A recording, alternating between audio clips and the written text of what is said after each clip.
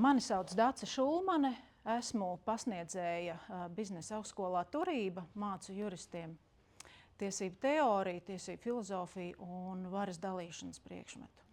Un šovakar ar jums dalīšos dažos slaidos, kas man ir sagatavoti studentiem, bet arī īpaši esmu padomājusi par to, kā mēs varētu iesākt runāt par valsts darbību. Man būs kopumā četras darbnīcas, tās nebūs lekcijas, bet tādas darbnīcas un arī mazliet dialogs ar jums. Pirmais šīs dienas temats būs vienkārši, kas mēs esam, kā sabiedrība un kā darbojas valsts vispār kopumā. Un nākamās reizes mums būs veltītas katra vienam valsts varas atzaram. Tātad būs par likumdevēju, kas Latvijā ir ne tikai parlaments, bet arī tauta, pilsoņu kopums. Tad trešā mūsu darbnīca būs par izpildvaru un arī ne tikai par ministru kabinetu, bet par to, kas viss ietilpst milzīgajā varas atzarā, kas saucās izpildvara. Un pēdējā mūsu nodarbība būs veltīta tiesu varai, kur arī apskatīsim ne tikai vispārējās tiesas, bet arī konstitucionālo tiesu. Vēlos jums atzīmēt, ka šīs dienas lekcijas saturs absolūti nav saskaņots ne ar vienu, kurš darbojas partijā. Tā ir tīra akadēmiskā brīvība, tā kā viss ir mans kā akadēmiskais saturs un mans vēstījums var būt arī kaut kādos jautājumos var nesakrist ar kādas partijas viena vai otra virziena pārstāvju viedokļiem. Tādi mēs esam, ir vārda brīvība. Vēl vēlos atzīmēt, ka manā prezentācijā jūs pārsvarā redzēsiet citātus. Es pati nenodarbojos ar tekstu ģenerēšanu, un tas ir manis meklēti citāti, autori, kuriem es 100% uzticos, un tātad jūs redzat tā kā tiešos avotus tikai caur mani. Un, kā jau bija minēts, šis ir mans pilsoniskās aktivitātes darbs. Darbojos arī Rīgas Vācu kultūras biedrībā. Esam īstenojuši daudzus projektus jauniešiem un senioriem Latvijā. Un daudz ir strādāts un stāstīts vienkārši par to, kā strādā mūsu valsts. Tā kā tas arī tāda pieredze. Tā. Un tad šodien mēs parunāsim par to, kā vispār darbojas valsts, bet sākumā tātad būs vairāki jautājumi. Pirmkārt, kā mēs vispār definējam,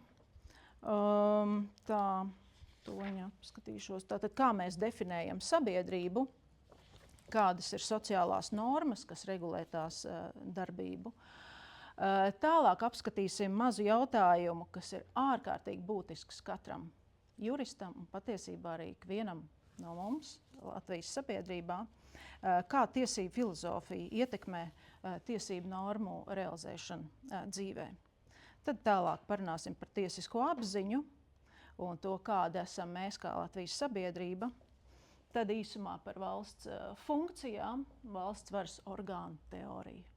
Te daži ir studējuši jurisprudenci, varbūt atcerās no senajiem laikiem tādu interesantu iedzienu valsts orgānu teoriju.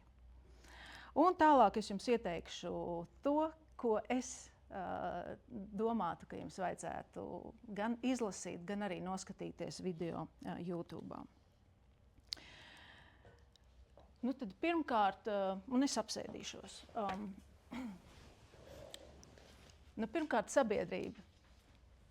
Tās definīcija var būt ļoti dažāda, bet kopumā, ja mēs runājam par Latviju, tad tie ir Latvijas pastāvīgie iedzīvotāji, gan pilsoņi, gan nepilsoņi, un personas, kuras ir šeit ar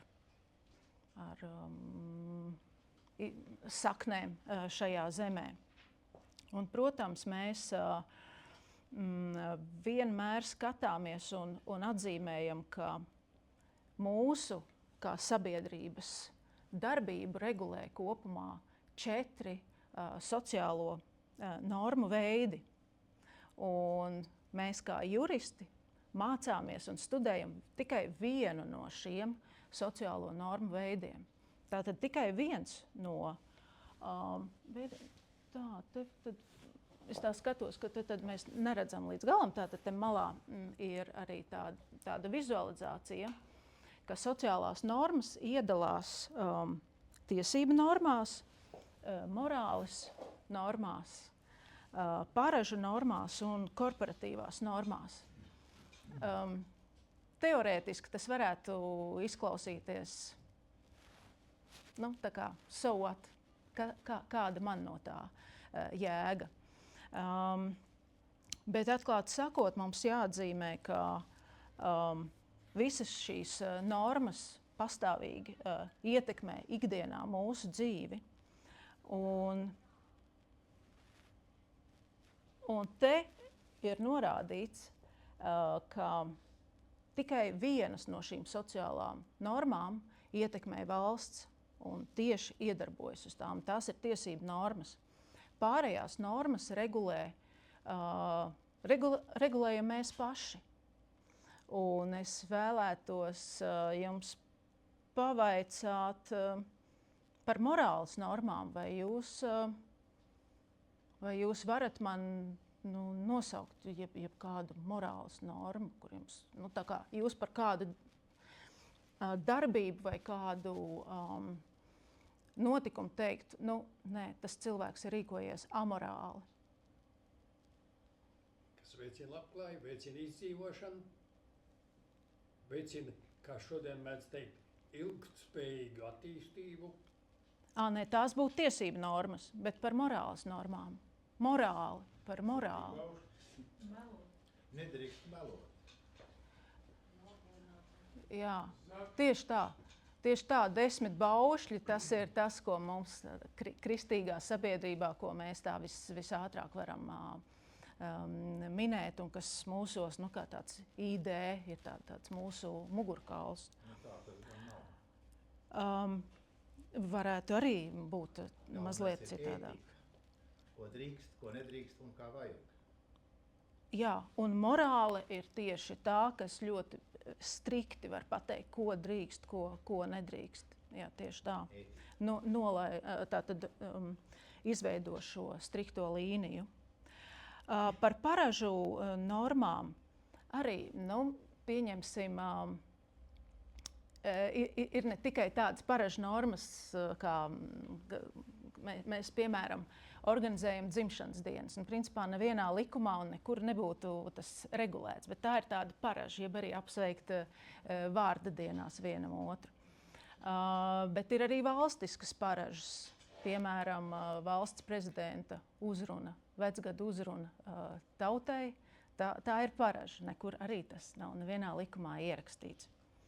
Un korporatīvās normas, tās ir tās, kas regulē mūsu kolektīvā, jebkurā, sākot no skolas, beidzot ar biedrībām vai arī jūsu darba vietām. Tātad tās ir korporatīvās normas, kuras arī netiek regulētas ar likumu, taču ir kādi iekšējie statūti, iekšējie uzvedības noteikumi. Tālāk.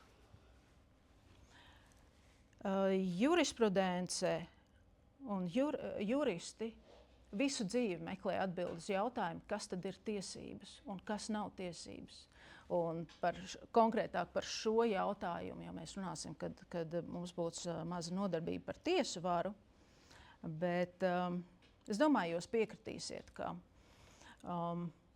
ikvienas jomas, ikvienas profesijas, šīs lielās profesijas pārstāvjiem ir visu dzīvi viņu profesijas laikā jāatbild uz tiem būtiskajiem jautājumiem. Un arī vēsturnieki, kur mēs, piemēram, pagājušajā lekcijās runājām ar Apalu kungu, un patiesībā katram vēsturniekam var būt mazliet savs redzējums, savi patiesības meklējumi, kas tad ir noticis, kādi ir bijuši vēsturiskie apstākļi. Un es domāju, ka jūs iet pie dažādiem psihologiem, varbūt jums arī ir pieredze, pie katra psihologa aizēja un katrs kaut ko citu pasaka, kas tad jūs esat, kādi jūs esat. Un tieši tāpat arī tiesību zinātnē. Un mums, kā juristiem, mums arī nav vienas atbildes. Dažādās valstīs ir dažādas atbildes uz to, kas tad ir likums, kas tad ir tas taisnīgais. Un ir tāds pasaules slavens tiesību zinātnieks Herberts Harts, Anglis. Viņam ir super populārs darbs kā bestsellers The Concept of Law, tātad tiesība izpratne. Un, tā kā viņš ir anglo-amerikāņu tiesību sistēmas un valodas pārstāvis, tad viņš ir populārāks Anglijā, Amerikā, Austrālijā, tātad angliski runājošajās valstīs. Bet arī Latvijā un Eiropā viņš ir ļoti zināms. Un viņa grāmata sākas ar to, ka katram juristam un visos laikos mums ir bijis svarīgi uzdot šo jautājumu un vienmēr mēģināt atrast atbildes to, kas tad ir tiesības un kas tad ir likumi.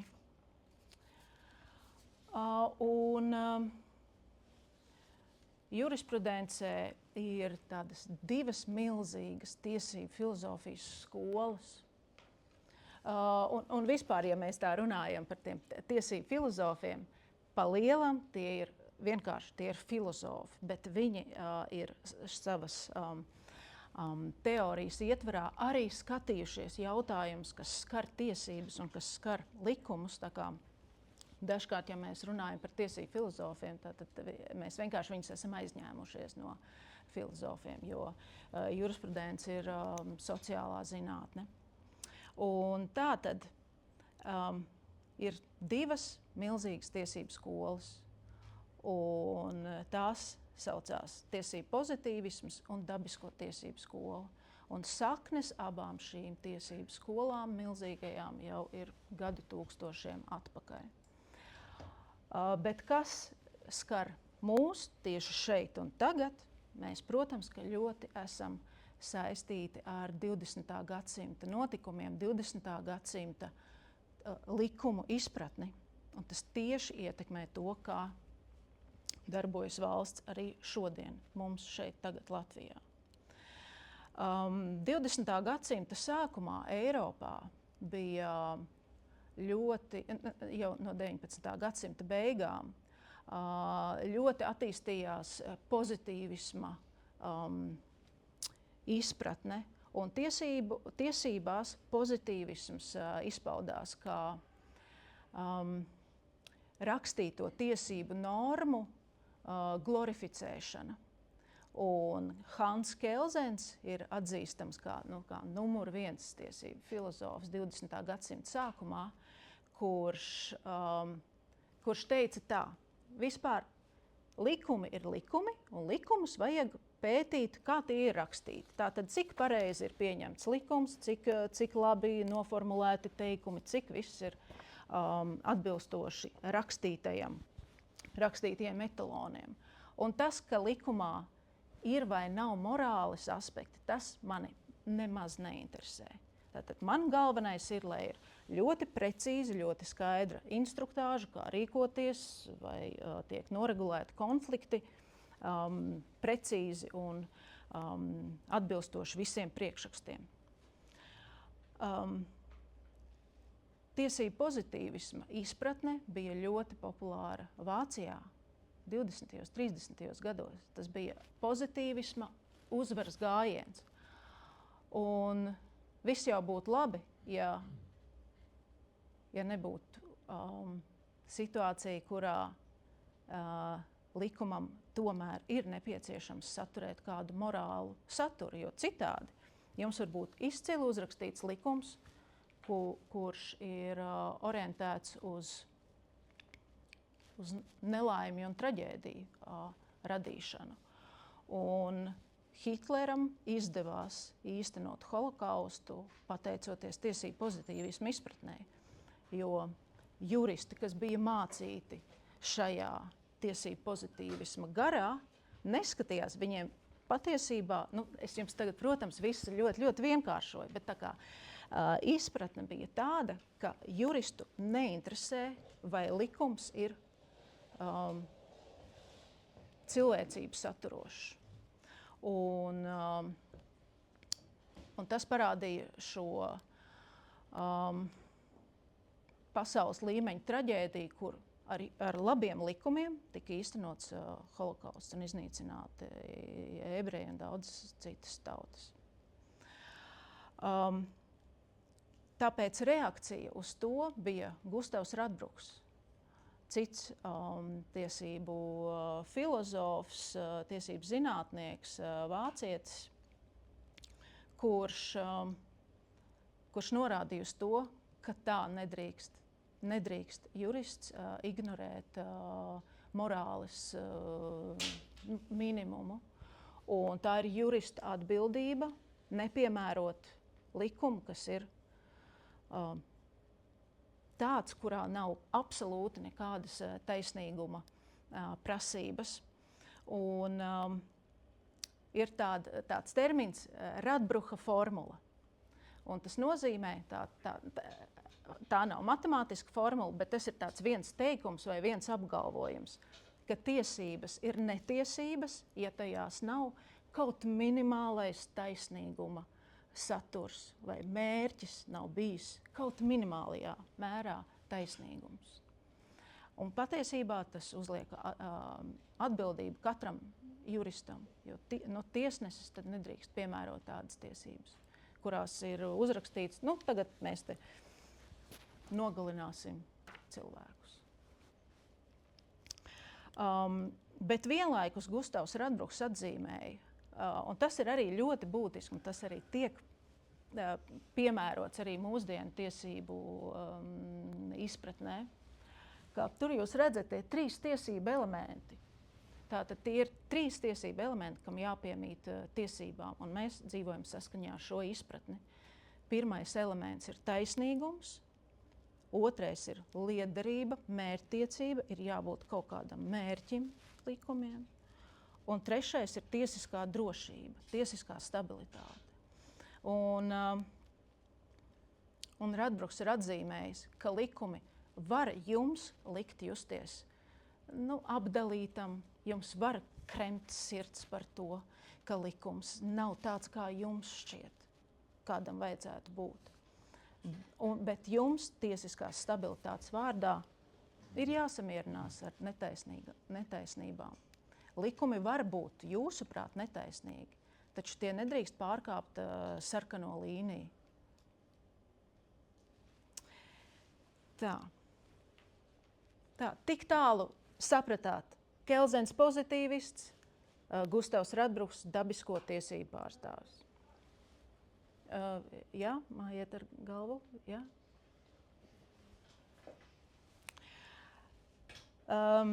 Es jau jums biju pieminējusi par Herbertu Hartu.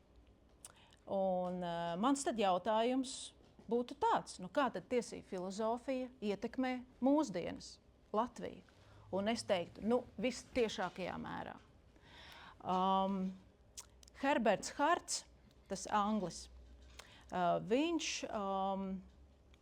ir norādījis, ka ir ļoti būtiski, kā valstī sabiedrība pieņem vai nepieņem likumus. Tātad vai jums ir iekšā tāds dzenuls un motivācija piemērot to likumu, ko likumdevējs ir pieņēmis.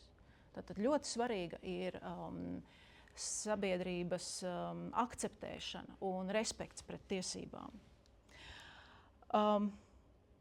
Un ļoti nozīmīgi, ka sabiedrība piemēro likumus bez spaidiem un bez tā, ka aizmugurē jums tur būtu pātaga, kas jūs ļoti strikti sodītu par to, ka jūs neievērojat likumus. Tā ir harta izpratnē vispareizākā tiesību darbība. Ne ar rīksti, bet ar to, ka jūs pieņemat šo jauno noteikumu, jauno pieņemto likumu. Satversmes tiesas spriedums karoga lietā ir tam absolūti skaists piemērs. Vai jums kaut ko izsaka karoga lieta, satversmes tiesā? Kaut kas varbūt bija pamīgla, bet tā ir ļoti, ļoti būtiska lieta. To piemin, par to pat raksti ir rakstīti, un mēs to pieminam kā juristi ļoti bieži. Visu var atrast internetā, izlasiet preses relīzi, jums būs interesanti. Kāzus bija tāds, ka kāds no Latvijas iedzīvotājiem vai nu svinēja kāzas, vai bija kaut kāds tur cits notikums, bet sagadījās tā, ka tā ir Latvijā noteiktā piemiņas atceres diena. Un tā tad ir jāizliek karogs ar sēru lenti. Un par to, ka neizskar karogu, tā tad bija sots 40 eiro. Un visās privāti mājās jūs jau, varbūt jau senos laikos zinājāt, ka tas bija tāds, tiešām tāds pasākums, kuri jāpaspēj izlikt karogu. Citādi būs sots no pašvaldības policijas.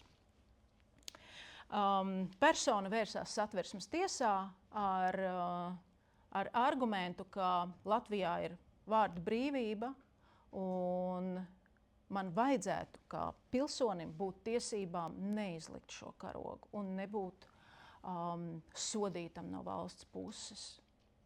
Un kā jums šķiet, ko izlēma satversmes tiesa? Jo likums strikti pasaka,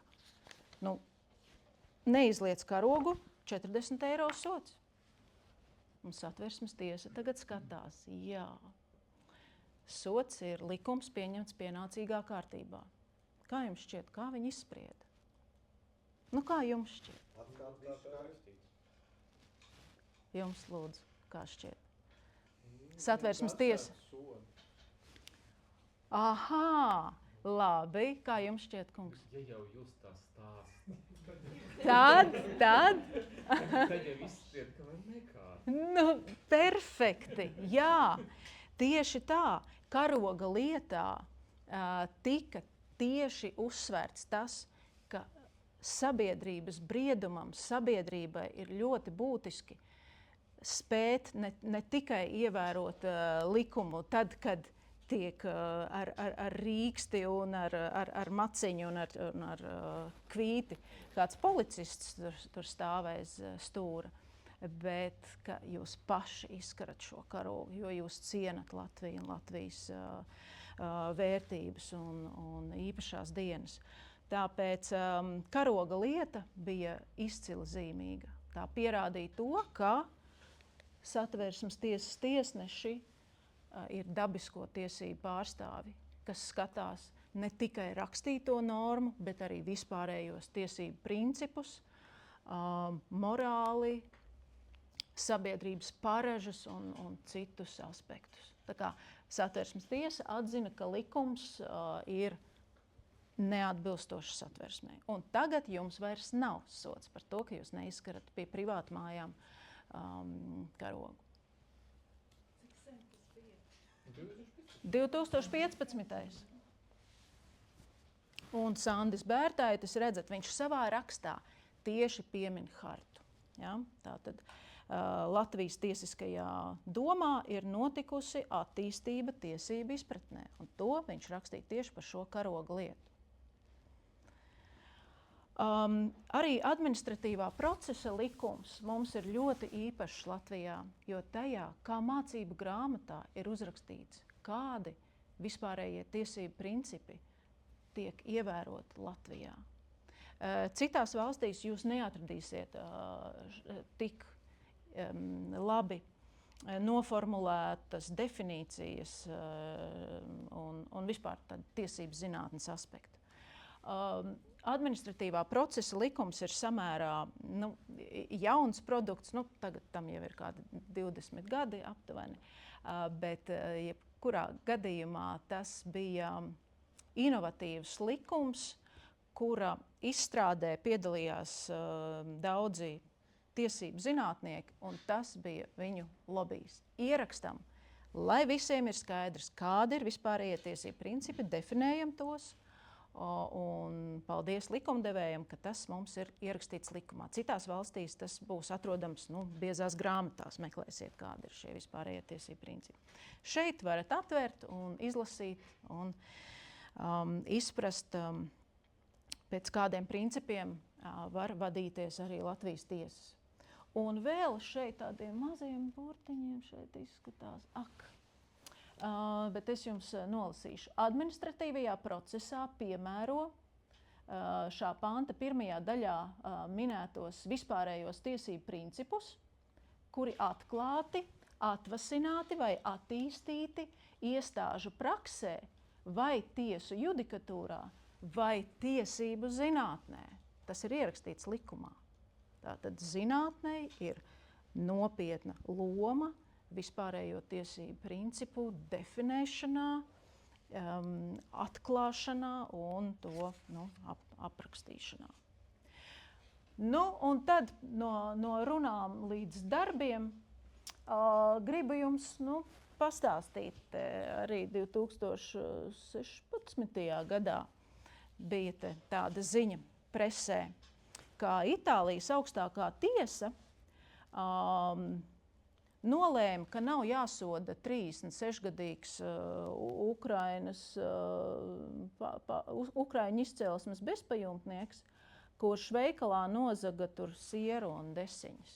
Viņš iet veikalā, nozog ēdamo, bet viņš bija izsalcis. Tātad pirmā, otrā instance, acīm redzot, viņam piesprieda sodu, bet acīm redzot, šis bezpajumtnieks bija ļoti nepiekāpīgs, jo uzskatīja, ka tas nav pareizi, ka viņš tiek sodīts, jo viņš bija izsalcis. Un augstākā tiesa Itālijā ir atzinusi, ka nav jāsoda cilvēks, jo šis nodarījums ir izdarīts izsalkuma situācijā. Ja jūs būtu Itālijas augstākās tiesas tiesnesis, jūs arī tāpat spriestu? Nē. Ko jūs sakiet? Skatās uz to Ukrainu, kā viņš izskatījās. Varbūt tās viņam tur ir māja. Tad jāsod visi, es domāju. Un mašīna un vispārējais kaut kur ap stūri. Tas viss tur tāds, kā tā ir tik vienkārši to visu nevar pateikt. Protams, mēs nezinām apstākļus, bet šeit ir ļoti interesants tāds morāles normu elements šajā situācijā. Jo, ja Itālijas augstākās tiesas tiesneši būtu pozitīvo tiesību pārstāvi, viņi patiesībā pat nepieņemtu šādu lietu. Teikt, tas viss ir skaidrs, cilvēks ir apzadzies, pienāks sods. Bet varbūt arī cita pieeja. Un rezultāts var būt vai nu sodīt vai nesodīt. Precīzi tieši tāds, atkarībā no tā, kāds ir tiesība. Ziniet, varbūt vēlāk, jo man te strikti laiki, bet jūs pierakstiet, atcerieties jautājumu. Vēl viens man te tāds piemērs jau tuvāk Latvijai, Latvijas robežai ar Baltkrieviju pagājušajā gadā. Aizpagājušajā gadā bija tāda gara sāga ar biedrību Gribu palīdzēt bēgļiem. Un biedrības pārstāve iesaistījās palīdzības sniegšanā ar savām zināšanām, varbūt tādām organizatoriskām prasmēm. Tātad palīdzot nokļūt Eiropas Savienības valstī šiem pārstāvjiem. Šeit arī izcils piemērs. Tiesnesim ir lieta, kurā saduras morāles normas vai ne morāles normas palīdzēt nelaimē nokļuvušiem sīriešiem. Un tiesību normas, kas regulē mūsu kā sabiedrības darbību un nodrošina to, ka mēs visi esam vienā sabiedrībā, uz mums visiem. Kā jūs jau labi teicāt, viens likums, viena taisnība visiem. Un te tā tad daudzas nevalstiskās organizācijas un arī individuāli pārstāvi parakstīja tādu kolektīvo vēstuli, vēršoties pie valsts varas orgāniem, pie tiesas. Ja, tātad tika izteikts aicinājums izpildvarai, likumdevēji varai nekriminalizēt nesautīgu palīdzības sniegšanu nelaimē nokļuvušiem cilvēkiem. Tātad vēl viens piemērs, kurā tiesnesim ir jāpieņem lēmums. Tā, nu, un vēl tā jau ir tāda ikdiena vienkārši, lai jūs arī tā izprastu, ir daudz jautājumi, kas jau ir atregulēti ar civilu likumu. Tātad jautājumi, kas skar morāli.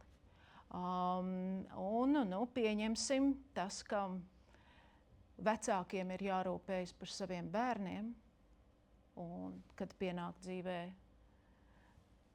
laiks, tad arī bērniem ir jāparūpējas par saviem vecākiem, par vecāku uzturēšanu. Un civila likums ir noregulējis, ka ja vecāks nav rūpējies par bērniem, atstājis to likteņu varā, tad bērnam var arī nebūt pienākums uzturēt savu vecāku. Un ir, es neteiktu, ka daudz, bet pārdesmit lietas Latvijā, kur šie sirmgalvji ir nokļuvuši sociālās aprūpes namos, viņi tur dzīvo, tad notiek nenovēršamais, un tad tas sociālais nams sameklē, kur tad ir tagad tie bērni, un piesūt viņiem rēķinu. Un tad tie bērni vēršas tiesā. Un tad arī tas ir tāds tiesneša izvērtēšanas jautājums, kā ir izpaudies tas, ka vecāks nav rūpējies par bērniem un vai bērni ir atbrīvojami no šāda pienākuma. Arī tie ir tāds morāls jautājums. Vienā tiesas spriedumā es pat redzēju, ka ir kādi 30,000 eiro sakrāts parāds. Un lielākajā daļā gadījumu tiek atbrīvoti bērni no šī pienākuma apmaksāt rēķinu. Un kas tad to rēķinu samaksā? Sociāli atbildīgā valstī, jā, pašvaldība, jā. Rēķins nonāk pie pašvaldības, tā kā tad tā. Bet tas ir, tā tam arī ir jābūt, jo mēs esam sociāli atbildīga valsts. Labi, bet tā, nākamais man jums būtu, gribu jums parādīt arī dažus slaidiņus. Kādi esam mēs, kāda ir Latvijas sabiedrība? Gribu jūs iepazīstināt ar dažām atziņām, kas man likās ievērības cienīgas. Ir tāda OECD, Ekonomiskās sadarbības un attīstības organizācija. Un tā veic milzīgus pētījumus pa visām valstīm un uzdod viens un tos pašus jautājumus, un tad sanāk ļoti interesanti salīdzinājumi. Un te tāds viens jautājums. Cik tad mēs uzticamies dažādām valsts institūcijām un citiem cilvēkiem? Te tas, ar to gaismu ir tā švaki. Es jums varu tā īsumā pateikt, ka mūsu rezultāti, kā mēs uzticamies institūcijām, ir līdzīgi ar citām valstīm, tādās jomās kā citi cilvēki, tā kā mēs sabiedrībā viens otram uzticamies tāpat kā citur. Starptautiskām organizācijām mēs arī tāpat uzticamies, ziņām un mēdījiem arī tāpat uzticamies, bet kur mums ir ļoti liela nesakritība, kur mēs esam daudz neticīgāki un neusticamies, ir parlamentam, valsts valdībai un politiskajām partijām. Tie ir tie pēdējie. Nu, redzat, kā tad var... Jā, te tie punktiņi parāda, ka mēs uzticamies ļoti maz un vidēji OECD valstīs uzticās ievērojami vairāk. Tā. Nākamais ļoti interesantais rādītājs man arī tā lika padomāt. Te bija jautājums, cik mēs esam apmierināti ar valsts sniegtajiem pakalpojumiem mums. Tā, kur mums tie rādītāji ir līdzīgi ar citām valstīm? Atklāti sakot, tā.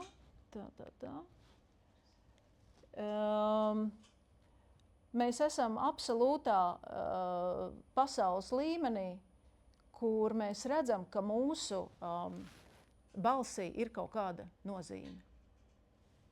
Jā, tā ir. Tātad, ja jums šķiet, ka Latvijā ir slikti, tad visās valstīs tas ir slikti. Bet tātad mēs neatšķiramies, tas nav sliktāk. Bet kur mums ir milzīgas nesakritības, redz, kur tātad zilais aplīts esam mēs un vidēji OECD valstīs. Tas ir apmierinātība ar veselības pakalpojumiem. Tur mēs esam, tā kā Āfrikā. Tas apmierinātības līmenis ir drastiski mazāks. Mums ir tikai 29% un vidēji ir apmierināti pusi no sabiedrības. 52% vidēji ir apmierināti ar veselību. Un mēs esam ļoti neapmierināti. Un vēl jūs redzat ar izglītības sistēmu. Mēs esam ārprātīgi zemā līmenī. Mēs esam ļoti neapmierināti ar izglītības sistēmu. Tā, apmierinātība ar administratīvajiem pakalpojumiem mums ir tāda pati kā citur. Tā tad nemaz tik slikti nav. Informācija par administratīvajām procedūrām, cik viegli ir atrast, kā darīt valstī, arī nemaz nav slikti. Mēs esam tāpat kā citur. Te tāda maza nesakritība, vai valdība personiskos datus izmanto likumīgi, un tur mums nav tāda īsta pārliecība sabiedrības līmenī. Tā. Par to, ka mūsu pieteikumi saņemt kādus valsts pabalstus tiks adekvāti izskatīti un taisnīgi. Tur mums ir labs rezultāts. Jā. Bet, lūk, kur mēs arī esam ļoti sliktā, ļoti lielas atšķirības mums ir. Jautājums, vai publiskais sektors attīsta inovācijas, lai uzlabotu pakalpojumus. Man nav komentāru, bet jūs saprotiet, ka tas jau ir 2023. gadā. Tādas atbildes jau ir. Ja šogad veiktu aptauju, man šķiet, mēs nokristu droši vien kaut kur vēl zemāk. Jā. Tā, un vēl ļoti slikti rādītāji, parāda Latvija ne no tās labākās puses. Tā tad atbilde uz jautājumu, vai ierēdnis, vai publiskās administrācijas pārstāvis atteiktos pieņemt kukuli, lai pātrinātu sniegtos pakalpojumus. Un mums ir ļoti reti, mēs sakam tikai 25%. Mēs esam teikuši, ka atteiktos. Tas arī ir ļoti slikts rādītājs. Parāda Latviju, tādā. Tā. Labi. Bet ir vēl daži interesanti. Jā, šeit arī Latvijas sabiedrībā, tā skarbi vērtē valdības sniegumu. Piemēram, jautājums. Tātad mūsu priekšstati par valdības lēmumu pieņemšanu sarežģītos politiskos jautājumos. Vai valdība būtu gatava aizstāvēt dzīvības ārkārtas situācijā? Un jūs redzat, cik mums ir maza ticība tam. Vismaz 2023. gadā. Tad vēl valdība regulē, tātad piemērot regulē jaunās tehnoloģijas. Arī te par tehnoloģiju jautājumiem mums ir slikts vērtējums. Vispār jūs redziet, ļoti daudzos jautājumos mēs esam ļoti kritiski. Vēl, vai valdība balansē tagadējās un nākotnes paudžu intereses? Un arī Latvijas sabiedrība 21% piekrīt un vidēji 37% piekrīt. Tātad Latvijas sabiedrība uzskata, ka valdība īpaši nerūpējas par nākamajām paudzēm. Tā.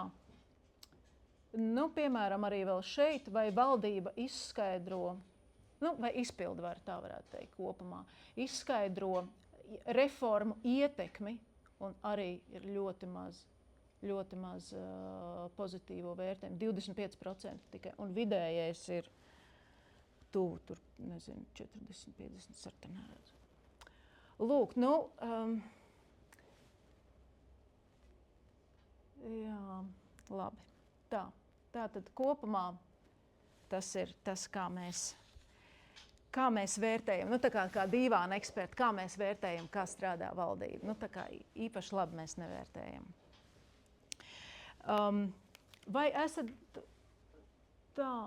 Vai esat dzirdējuši par Sanita Osipovu? Satversmes tiesas tiesnese bijusi un tagad augstākās tiesas tiesnese. Bet bez tā viņa patiesībā, viņas primārā darbība, ar ko viņa ir ļoti slavena un ievērojama, viņa ir ļoti ražīga profesora, tiesību vēsturniece un ļoti daudz ir pētījusi tiesības socioloģijas jautājumus un tiesiskās apziņas, nācijas identitātes jautājumus. Un viņa raksta ļoti daudz rakstus, grāmatas un ir ļoti oriģināla. Un es ļoti cienu katru viņas publikāciju. Un lūk, viņa tā ļoti interesanti ir rakstījusi par tiesisko apziņu. Kāda tad ir tā Latvijas sabiedrība? Un viņa atzīmē tā, ka Latvijas tiesiskajā apziņā ir novērojamas tādas savdabīgas pretrunas. Vienlaikus mēs esam izteikti konservatīvi, jo atjaunojām pirmskara laiku satversmi un arī daudzus starpkara laikā pieņemtos likumus. Un vienlaikus mēs esam ļoti ātri gatavi straujām pārmaiņām un gatavi bez iebildēm pirmie iekļauties dažādos starptautiskos procesos un ievērot prasības. Tā patiešām ir Latvijas sabiedrības vai cilvēku, kas pārvalda Latvijas norises, tāda iezīme.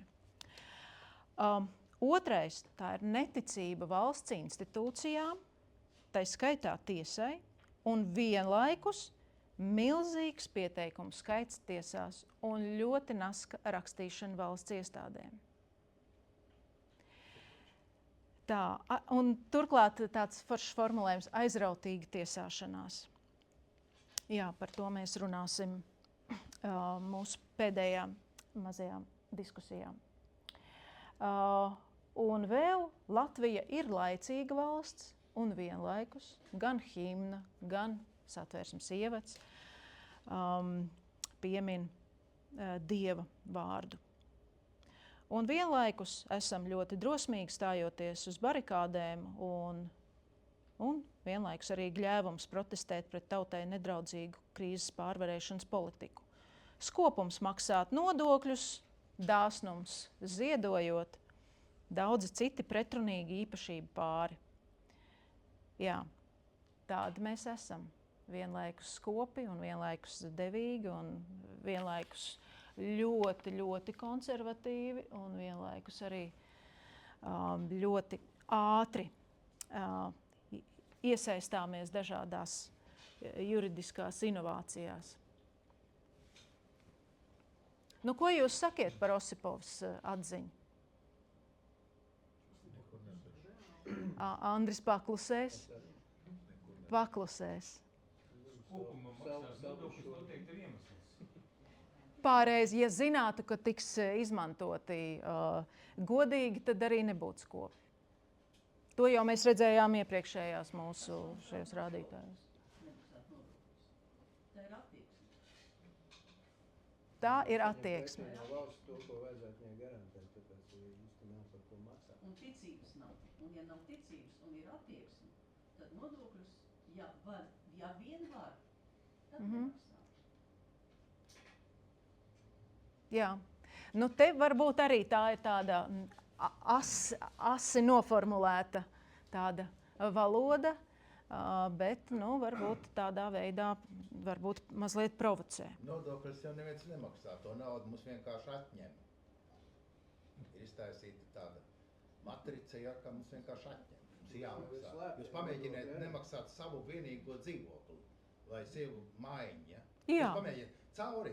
Nē, es nemēģināšu. Paldies par ieteikumu, es nemēģināšu. Tas ir mans. Tā ir mana Latvija. Tā ir mana teritorija. Saprotiet? Un man tas pienākās no Dieva. Nevis no tām tiesībām. Un tās tiesības, Dievs, man ir tiesības uz dzīvību, brīvību, man ir tiesības uz mājokli, zemi, un man ir tiesības uz laimību. Tas ir, ko es daru. Fantastika, jūs esat Džona Loka iemiesojums. Lūdzu, paldies par to. Tā. Labi, tālāk. Mēs varam atrisināt. Tā kā tagad vieni zili zaļi, jā? Un tagad mazliet parunāsim par tiesisko apziņu un tās deformācijas veidiem. Arī tā mēs kā juristi varam analizēt. Bet man jums arī jāatzīmē, ka es pārstāvu tiesības socioloģijas virzienu, kuru ļoti interesē tas, kāpēc Latvijā tiek vai netiek ievēroti likumi un kurus tas interesē. Patiesībā lūk, tiesiskā apziņa un tās deformācijas veidi, tas ir standarta juristiem. Tas ir tāds, vienas lekcijas ietvarā, varbūt 15 minūtes par to parunā, bet pārējais viss ir par likumu struktūru un tiesību skolām un filozofiju. Bet lūk, par to tiesisko apziņu ir nozīmīgi pētīt, bet tas nav mainstreams. Vai jums lasot šos terminus šķiet, ka jūs varētu saprast, par ko tas ir, ja man mazliet paskaidrot? Jūs sapratāt, tiesiskais infantīlisms, kā jums šķiet, ko tas varētu nozīmēt? Varētu teikt, ka zināmā mērā Vienalga, tiesiska neprofesionalitāte. kas viņus izpild, kas viņus neievēro, ievēro. Visu nav. Tiesiska analfabēts. Jā, tā ir drīzāk tāda, jā, tieši tā. Nesajēgt, ka tiesības ir nopietns regulējošais instruments un uztvert to mazliet kā tādu fenomenu, kas attiec uz citiem, bet ne uz jums. Tiesiskais nihilisms, par to ir bijušas daudzas publikācijas postpadomju sabiedrībās, kura mums tā pašiem varētu šķist, ka vairs neesam, bet varbūt mazliet esam. Varbūt atkarībā jau tagad no paaudzēm, bet tiesiskais nihilisms ļoti izteikts postpadomju telpā. Tātad mēs, kā sabiedrība, mēs būsim viena republika, un jūs tur tie, kas pie valdības, jūs tur esat cita republika, un dariet, kā gribiet, bet jūsu likumi uz mums neatiecas. Tātad darbosimies pēc saviem likumiem. Tātad pilnīga tāda, tiesību autoritātes noliekšana. Tiesiskās apziņas izviršana, tiesiskais diletantisms, tiesiskais fetišisms, un vēlētos lūdzu šim tiesiskajam fetišismam mazliet pieskarties. Tas nozīmē to, ka cilvēki raksta uz valsts iestādēm daudzas un dažādas vēstules. Adresāti ir sākot no valsts prezidenta, protams, ka visi saimnes deputāti un arī vēl visu pašvaldību priekšsēdētāji. Un tad tiek uzrakstīts, ka jums, nezinu, mājās tur sunīts un kaķīts strīdās, lai kaut ko dara.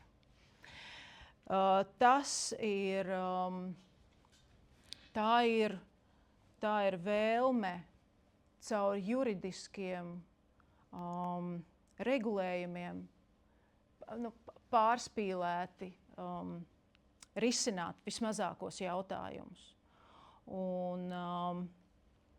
Un dažkārt tā ir arī tāda lieka tekstu blāķu ražošana, iekšējo normatīvo aktu izpratnē, arī likumdošanā.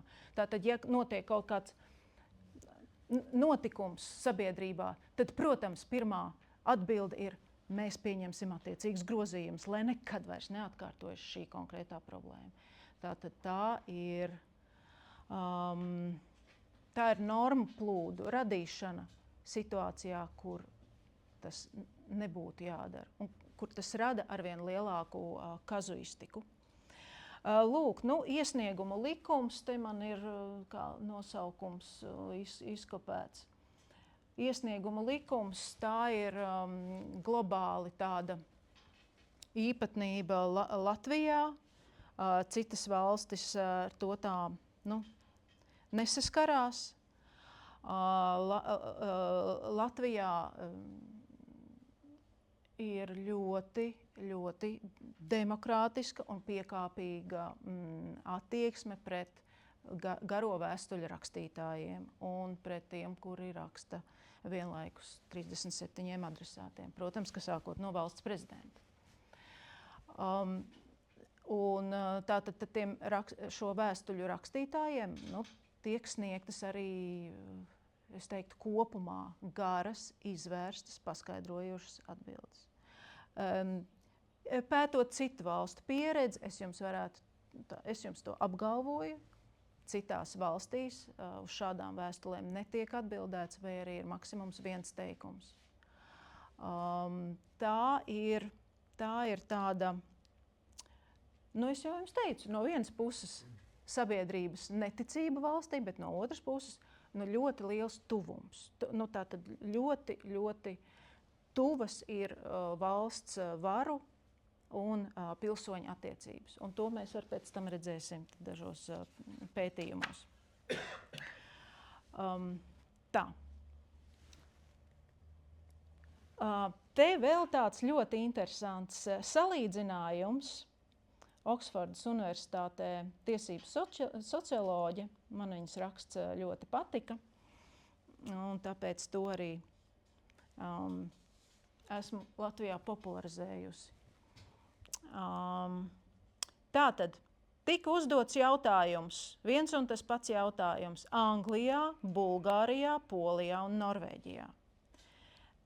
Kas tad jums būtu labāk, kas būtu vairāk piemērots? Ja būtu ļoti detalizēti likumi, kur ir viss sīk un smalki aprakstīts, kā kurā situācijā rīkoties, vai arī likumi, kas izvirza vispārējas noteikumus, ģenerālo līniju, un tā ir tad ierēģņa atbildība pašam domāt ar galvu un pieņemt pareizo lēmumu katrā situācijā. Un Anglija un Norvēģija ir tās valstis, kurās iedzīvotāji uzskata, ka pareizāk ir, ka ir ģenerālā līnija, ir vispārēji spēcīgi likumi un tiesas, izpildvarā, ierēģņi pieņem attiecīgus lēmumus, protams, vadoties no katras lietas faktiem. Un Bulgārijā un Polijā ir tieši otrādi. Sabiedrība pieprasa sīkas, smalkas instruktāžas, un tas tā tad ir pareizāk viņu ieskatā nekā vispārējie likumi. Šokējoši. Bet tas tieši precīzi parāda to, tātad, ko nozīmē uzticēšanās valstī, ko nozīmē līdz ar to arī likumi. Un tad no tā mēs varam secināt, jo lielāka uzticēšanās valstī, jo mazāk vajag tos likumu blāķus. Un jo mazāk uzticās valstī, jo ir vairāk instruktāžu. Un ja patiešām, ja mums būtu laiks ar jums te ilgi un dikti pētīt, es jums parādītu, kāda izskatās tie likuma grozījumi, kur ārprātīgākās detaļas tiek grozīts. Viss valsts aparāts ar to nodarbojas, lai kaut kādu sīku, smalku jautājumu noregulētu likumā. Mums ir ļoti sīki jautājumi tiek nevajadzīgi, tiek regulēti. Jo patiesībā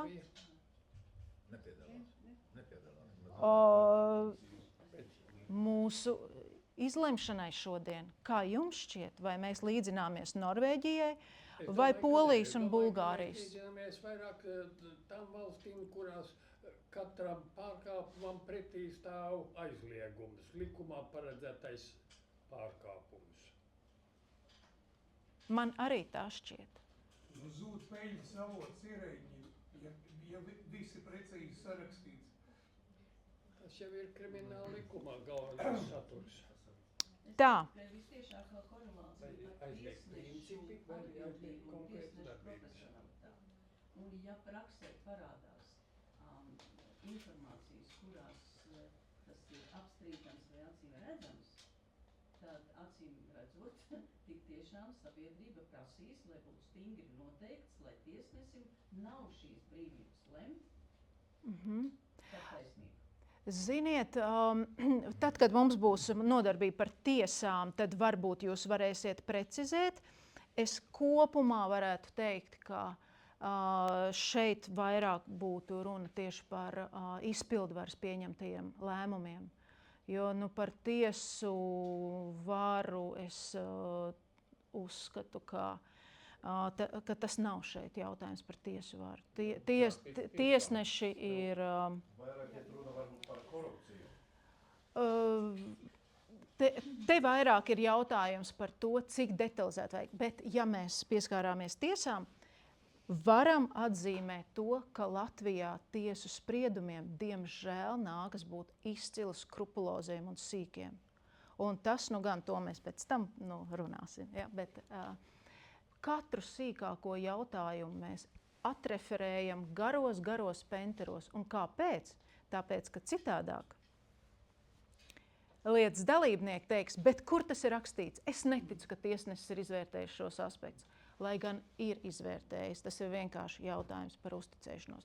Bet es jums arī parādīšu, tad, kad mums būs 4. nodarbība par tiesām, pētījumus, kur, ja tiek aptaujāti cilvēki, kuri reāli ir saskārušies ar tiesām, ir ļoti labi novērtējumi. Un es, darbojoties tiesu sistēmā un zinot tiesnešu un zinot, kā viņi strādā, varu jums roku uz sirds liekot, neaizskarot mikrofonu, varu teikt, ka tur strādā ļoti čakli, darbīgi, ļoti zinoši tiesneši, un spriedumi kopumā pa 95% var teikt, ka jūs saņemat ļoti labu pakalpojumu, kā tiesu pakalpojumu.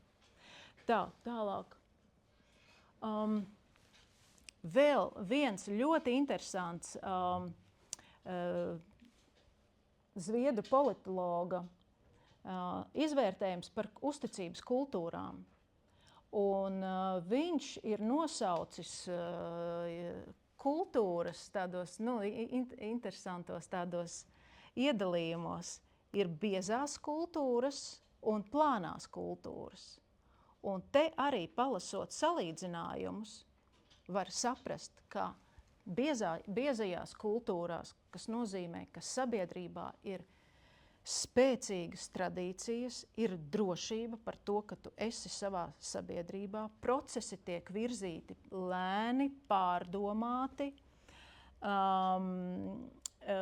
saikne starp sabiedrības locekļiem ir cieša, un tad ir plānās kultūras, kur ir ļoti liela orientēšanās uz katra lēmuma attaisnošanu, uz racionalitātes pierādīšanu, un vienas grupas ietvaros var būt ļoti daudzi dažādi viedokļi, kas rada bieži konfliktus.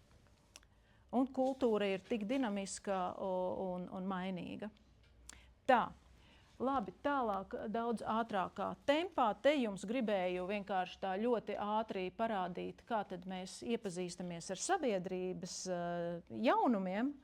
Un gribēju jums teikt, ka salīdzinoši Latvijas sabiedrība vairāk izmanto sociālos mēdījus nekā vidēji Eiropā un vairāk arī internetā lasa ziņas. Savukārt drukātos mēdījus mēs ļoti maz izmantojam, tikai 6%, vidējais ir 16%. Un televīziju arī mēs mazāk skatāmies, tikai pusi skatās televīziju, un vidēji ir 70%. Nu, un internetu mēs vidēji tāpat skatāmies, nu, un arī biežāk klausāmies radio, vai vienkārši vairāk klausāmies. Tā, par žurnālistiem mums arī tāds diezgan skarbs vērtējums.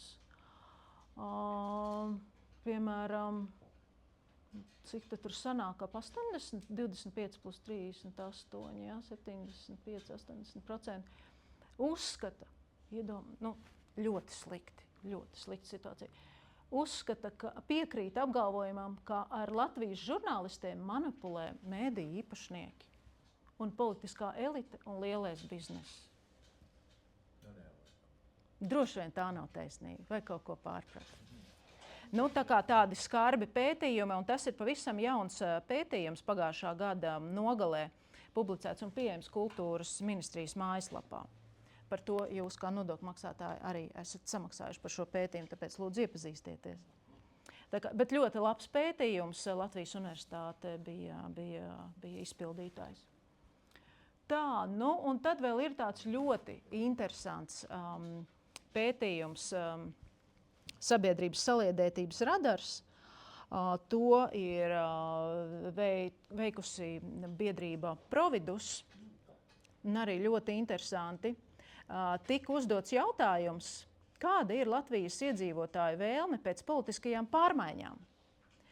Un vai iedzīvotāji piekrīt apgalvojumam, ka jebkādas pārmaiņas Latvijas politikā ir labāk nekā nekādas pārmaiņas? Nu, un 61% vidēji saka, ka jā, labāk vienkārši kaut kādas pārmaiņas. Te gan interesanti, ka cilvēki ar zemiem ienākumiem to ir manām biežāk apgalvojuši, nu, un tie, kam ir augsti ienākumi, tādi mazliet piesardzīgāk, bet vienalga lielākā puse. Tad par to, vai pārbaudīti politiskie spēki šobrīd Latvijā ir vairāk vajadzīgi nekā jauni politiskie spēki. Un tātad kopumā tikai 38% uzskata, ka labāk ir tā, kā ir. Nu, tā kā tāds turpinājums iepriekšējiem jautājumam. Tā, nu, un... Latviski runājošie un ar augstiem ienākumiem, tas ir mūsu ierēdņi. Tāpēc viņiem viss okei. Ir vienotības, kuri piedara. Nē. Tagad mums par... Es tikai par pētījumiem. Nē. Es nevaru jums piekrist, ka tie ir ierēģi. Nē. Ne tā šeit bija jautāts. Vēl vai piekrīt apgalvojumam, ka es esmu vīlies Latvijas politikā? 60% ir vīlušies Latvijas politikā. Tas ir 23. gads. Tā, jā, nu tā tad tiks veikts atkal jauns saliedētības radars ziņojums, un tas arī būs, tas būs atkal sniegs jauna informācija. Tā, un vēl tāds ļoti būtisks, Latvijas sabiedrība ir apmierinātāka ar demokrātiju nekā Lietuvā un Igaunijā. Kā es to secinu? Nu, redz, kur tā tad pirmais jautājums – apmierinātība ar demokrātijas funkcionēšanu savā valstī. Mēs esam 57% apmierināti, un Lietuvā ir 46% un Igaunijā 49%. Tā kā ar demokrātiju mums pagaidām viss vēl ir ļoti labi, bet vajadzētu vēl labāk. Tā kā mums ir Eiropas vidējais, tātad tur mēs esam Eiropas līmenī. Un, nu jā, par to, kā iet lietas. Tā, ļoti īsi par valsts funkcijām. Ir tāds Kārlis Dišlers, ārkārtīgi slavens tiesību zinātnieks. Viņš dzīvoja tātad rakstīja savus darbus pirmskara Latvijā un gāja bojā Sibīrijā. Un, kā jūs visi ziniet, valstī ir 3 elementi – teritorija, tauta un vara. Un Dišlers sadala šos varas elementus materiālajā un formālajā. Un tas, ar ko nodarbojas juristi un vispār valsts pārvalde, ir formālā valsts vara. Tālāk par valsts funkcijām. Valstī mēs varam atzīmēt ārkārtīgi daudzas funkcijas un tā konstitutīvā funkcija, tātad tā vienreiz jau ir paveikta un viss. Konstitutīvā funkcija ir radīt valsts orgānus un arī tos arī likvidēt dažkārt. Leģislatīvā funkcija ir likumdevējs, un tad valsts uzturošās funkcijas vesela virkne. Administratīva saimnieciskā, policijiskā, defensīvā, kas būtu aizsardzības, militārā, sodošā funkcija un konstatējošā funkcija. Un valsti attīstošās, federatīvā, administratīva, kulturālā, kontrolējošā un regulatīvā. Tātad, lai veiktu šīs valsts funkcijas Latvijā un daudzās demokrātiskās valstīs, ir kā pašsaprotams valsts varas dalīšanas princips un valsts varu funkcijas. Tātad parlamentam ir likumdošanas vara, valdībai ir izpildu vara, tiesām ir tiesu vara. Šīs schēmas ir Linārda Muciņa kunga lekciju schēmas. Un iestādes līdz ar to, lai īstenot šīs funkcijas, arī iedalās 3 milzīgos tipos, bet vislielākais, skaitliski vissmagnējākais ir izpildvara. Jo likumdošanas vara tie ir 100 deputāti, tiesu vara tie ir aptuveni 550 tiesneši, un izpildvara ir viss pārējais, kas nav likumdošanas un tiesu vara. Kur ir pašvaldības? Arī izpildvarā. Tā, un tiesību funkcijas. Tātad likumdevējs pieņem likumus, kam ir ļoti dažādas funkcijas. Tātad, ko dara likumi? Un es domāju, ja es būtu jūs lūgusi nosaukt funkcijas, tad jūs noteikti kopīgi varētu izfunktierēt kādas 2, 3. Bet tiesībām ir arī tādas funkcijas, par kurām jūs ikdienā neaizdomājaties. Tātad kārtības nodrošināšana, tas jau būtu pats par sevi, protams, ieviest kārtību. Brīvības nodrošināšana, protams, tātad tas ir viss civil likums. Tātad varat slēgt savā starpā līgumus, varat dibināt uzņēmumus, varat biedrības dibināt un visas pārējās aktivitātes, pirkt, pārdot īpašumus un dzīvot laimīgi. Sociālās nodrošināšanas funkcijas, protams, sociālā aizsardzība, viss kas skar medicīnas pakalpojumus un pabalstus. Sadarbības un integrācijas funkcija.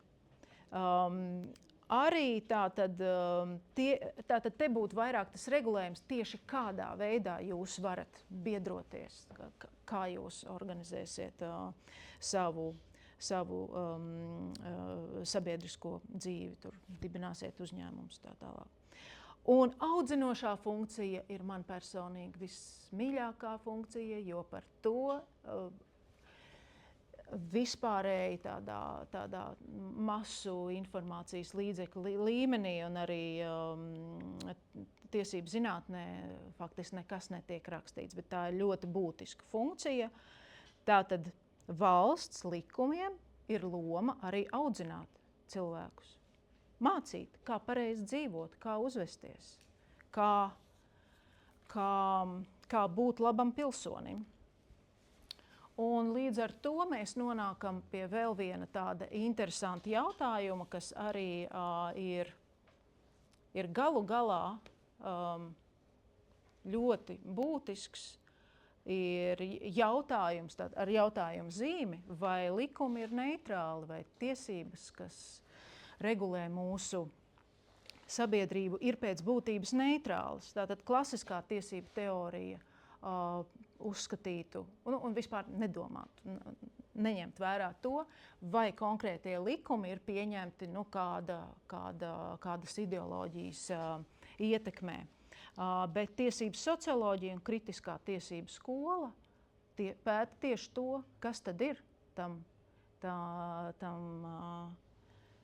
lēmumu pieņēmējam bijis aiz ādas, kāpēc ir pieņemti tādi likumi. Un te jūs varat minēt, un varam minēt ļoti daudz piemērus, kur mēs tieši to arī redzam, kā nodokļu likumdošana. Piemēram, likumi, kas ieviesa mums progresīvo nodokli, tas ir izteikti ar ideoloģisku pieskaņu. Sodīšanas, sodu apmēri, piemēram, Somijā, ja jūs pārkāpjat ātrumu, braucot ar automašīnu, tad jūsu sods būs atkarīgs no tā, kāda ir jūsu alga. Nabagam būs 50 eiro, miljonāram būs 5000 eiro. Tā ir arī sabiedrībā valdošā ideoloģija. Tad vēl jautājumi, visi aspekti, kas regulē personas pašnoteikšanās un dzīves izvēles, tie visi ir saistīti ar ideoloģiskiem apsvērumiem. Aizliegt vai neaizliegt narkotikas, aizliegt vai neaizliegt alkohola tirzniecību kaut kādos laikos un vietās, azartspēļu ierobežojumi, aborti un eitanāzija, viss, kas skar jūsu kā cilvēka, kā sacīt, privāto dzīvi un autonomiju, tie var būt vai arī var nebūt regulēti no valsts puses.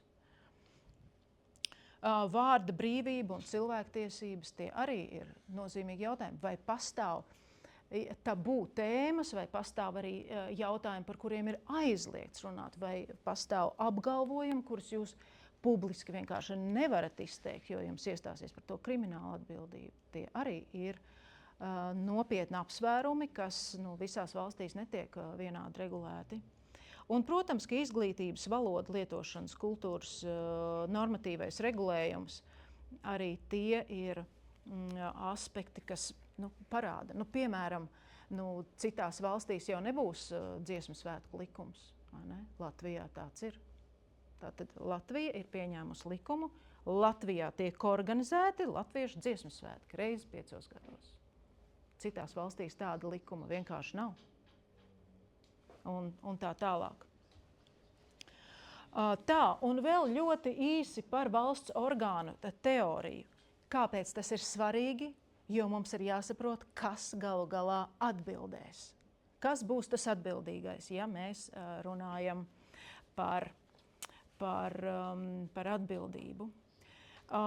Valsts orgānu teorija ir radusies pirms aptuveni 2 gadsimtiem un tiek piemērota Vācijā un vēl vairākās Eiropas valstīs.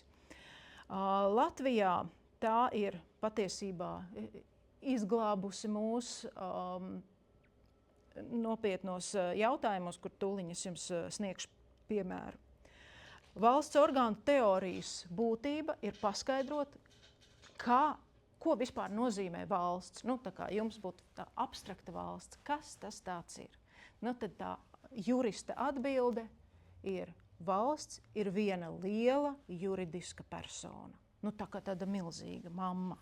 Un viņā iekšā ir daudzi orgāni un vajadzīgi orgāni.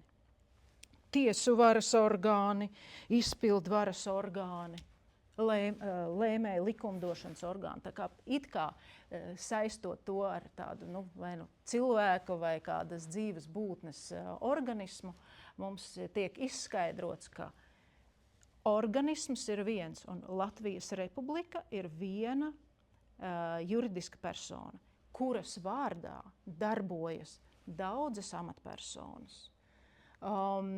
Tiesnesis spriež tiesu Latvijas Republikas vai tautas vārdā.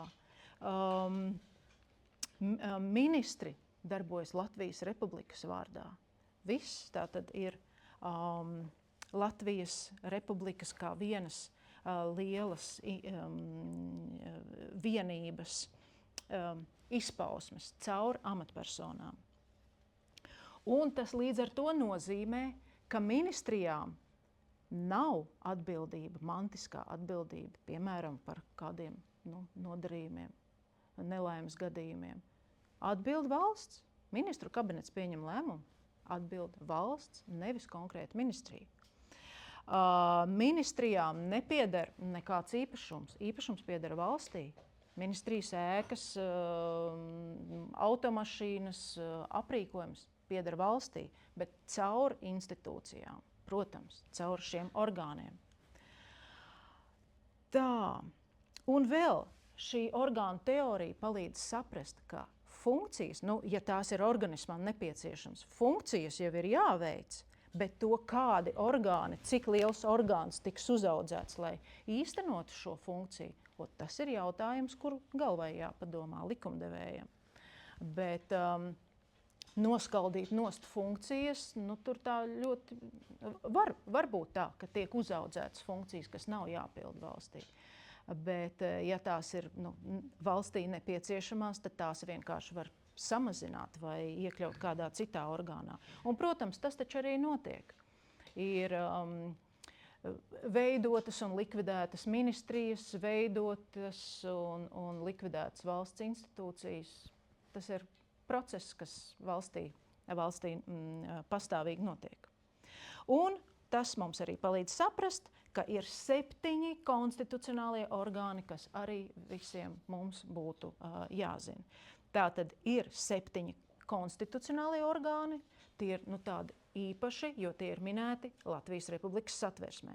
Un tad ir pārējie valsts varas orgāni, kas nav minēti satversmē. Piemēram, ministrija ir valsts varas orgāns, bet tā nav, neviena ministrija nav minēta satversmē. Tāpēc tā ir vienkārši valsts orgāns. Bet konstitucionālie, tā kā tā ir tāda viploža. Un šajā vipložā ir tātad tauta, tātad pilsoņu kopums, tas ir viens liels konstitucionāls orgāns, kam ir likumdošanas tiesības, un mēs par to citā nodarbībā runāsim. Saima. Tad pie izpildvaras mums ir valsts prezidents, ministru kabinets un valsts kontrole. Neskatoties to, ka, protams, ka valsts kontrole ir neatkarīga un tā tālāk, bet pa lielam tā ir izpildvara. Un ir tiesvaras orgāni, augstākā tiesa, kas sevī iemieso visas tiesas, visu instanču tiesas, bet pārstāv 3 tiesu instances augstākā tiesa. Un atsevišķi ir satversmes tiesa. Tā, un tad, protams, ka ir vēl iestādes, piemēram, prokuratūra, kas neskaitās konstitucionālais orgāns, bet pieder pie tiesu sistēmas. Tā, un tad kāda jēga vispār šim manam teorētiskajam apcerējumam par valsts varas orgāniem? 90. gados, 97. gadā Talsos notika briesmīga traģēdija. Valsts ugunsdzēsēju svētkos Pacēlājā tika sasēdināti pār pa 20 cilvēkiem, ja? Bērni un arī pieaugušie, lielākā daļa bērni. Un nogāzās šis Pacēlājs, un kādam ir jāatbild. Un tad visa Latvija, visi gudrākie juristi domāja, kam jāatbild? Droši vien tam ugunsdzēsēji, tam galvenajam, kas tur bija Talsos atbildīgais, kas organizēja. Nē. Droši vien tā ir ministrija, jo mēs esam tikai padotā iestāde. Kur iekšlietu ministrijai? Iekšlietu ministrija arī kāpēc man kā iekšlietu ministrijai atbildēt,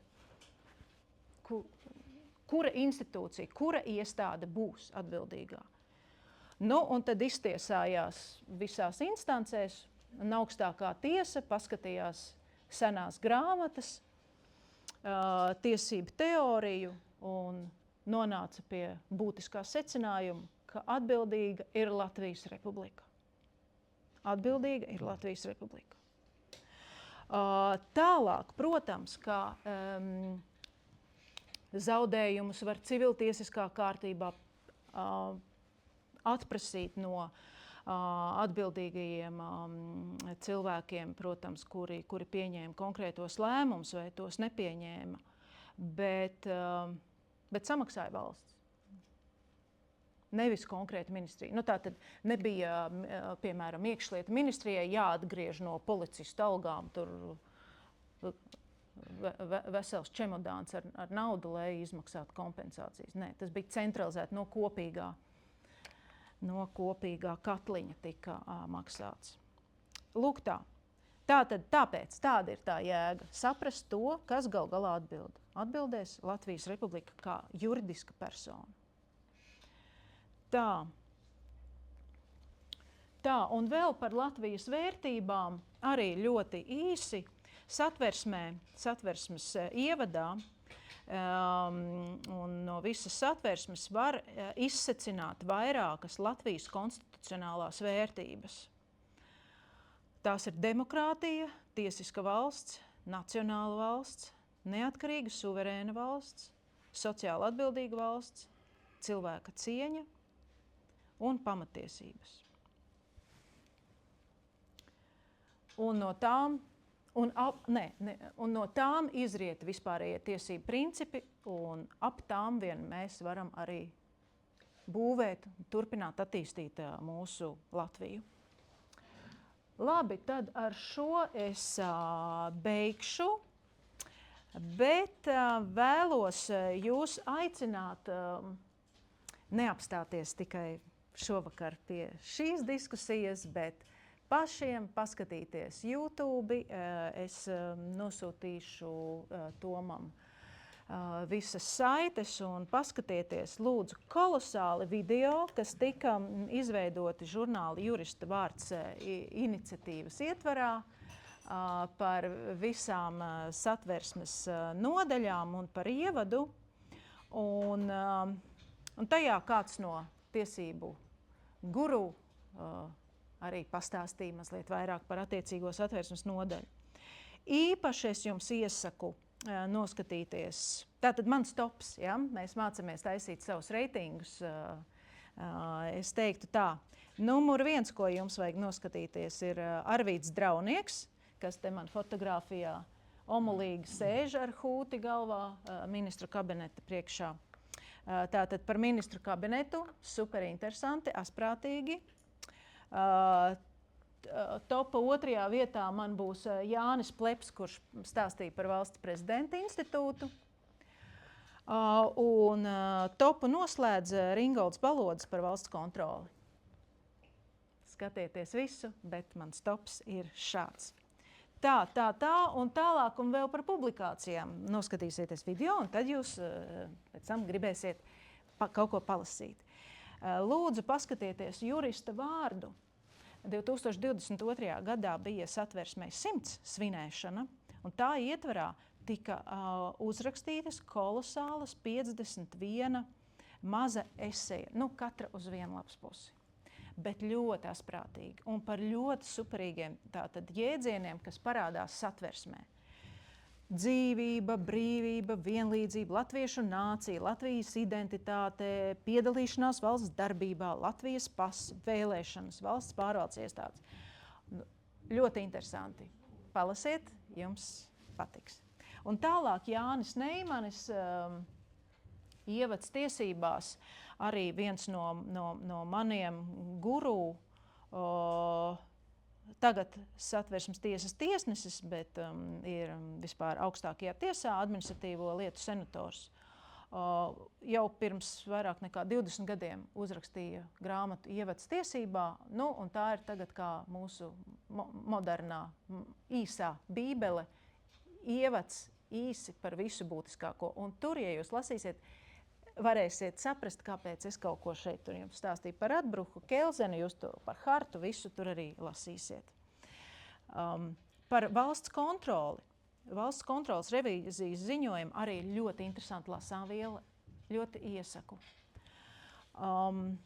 Viņi rakstā asprātīgi, nav nekāda savas teorētiska valoda, viņi ir paņēmuši pie dziesmas tās tēmas, ko viņi raksta. Tiešām ļoti, ļoti atbalstu viņu stilu un izteiksmes tādu noteiktību.